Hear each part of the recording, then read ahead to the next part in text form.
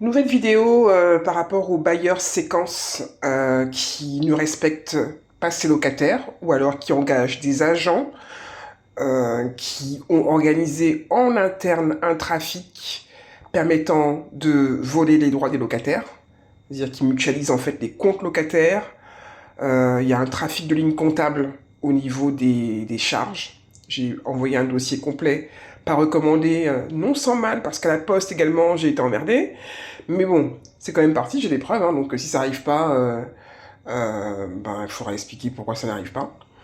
Mais peu importe, la preuve juridique est là, dans un tribunal, ça marche. Et dans la procédure que je veux demander pour bloquer les loyers, ça a marché. Parce que c'est parti en recommandé, donc voilà, je ne suis pas responsable de la poste, de ce qu'elle fait ensuite, de recommandé, je l'ai payé, le courrier est passé. J'ai envoyé un mail également, j'ai également fait une démarche sur la plateforme Déclic, donc ils sont informés de manière, enfin de multiples façons, ils ont eu l'information, le gardien également, Monsieur Canon, est venu vérifier avec un autre gardien, et ont pu constater qu'il n'y avait pas d'eau chaude.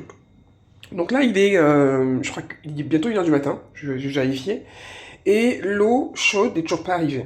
Voilà. Donc depuis, on va dire, de 10h du matin jusque 10h du matin hier, jusqu'à aujourd'hui, on est quelle heure? Peut-être 1h du matin, on va vérifier, euh, il n'y a pas d'eau chaude. Pourtant, je paie de l'eau chaude, c'est-à-dire je suis surtaxé, je paie de l'eau, de manière... et d'ailleurs, je paie une consommation d'eau qui ne correspond pas du tout à celle que nous utilisons ici. Et par ailleurs, je paie de l'eau chaude à laquelle j'ai pas accès. Où va cette eau chaude? On va faire un petit test. Voilà.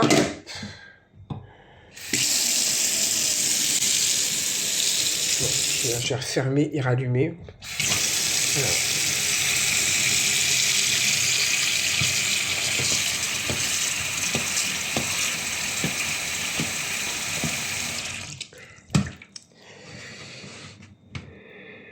On attend. Voilà. Donc c'est de l'eau tiède, mais elle n'est pas chaude. Ça monte à peu près 29. Voilà. 29 degrés. On atteint difficilement les 30. C'est pas de l'eau chaude. C'est pas de l'eau chaude. Moi, je lave du linge à la main, il me faut de l'eau chaude. Il me faut de l'eau chaude pour laver des serviettes, pour laver du petit linge, des cils de dessous. Voilà. Il me faut de l'eau vraiment chaude. Je vais pas aller chauffer de l'eau. Là, par exemple, c'est de l'eau chauffée. Vous allez voir la différence. Pour avoir de l'eau vraiment chaude. Que je paie par ailleurs, parce que je suis facturé. Si encore je payais pas, je pourrais dire bon, ok, c'était gratuit. Mais quand tu paies, tu as le droit de l'eau chaude. Là voilà, là j'ai mis de l'eau chaude. Et vous voyez la différence qu'il y a. Là voilà, là c'est de l'eau chaude. On a tout de suite 5 degrés de plus. C'est de l'eau chaude. Voilà. On est monté à 38. Voilà. 38. Là c'est de l'eau chaude. Voilà. Là j'ai de l'eau chaude. Tout à l'heure c'est de l'eau tiède. Pourquoi je paierais pour de l'eau tiède? Pourquoi je paierais des charges de près de 200 € pour de l'eau tiède? Qui l'utilise? Maintenant, on va vérifier l'heure qu'il est.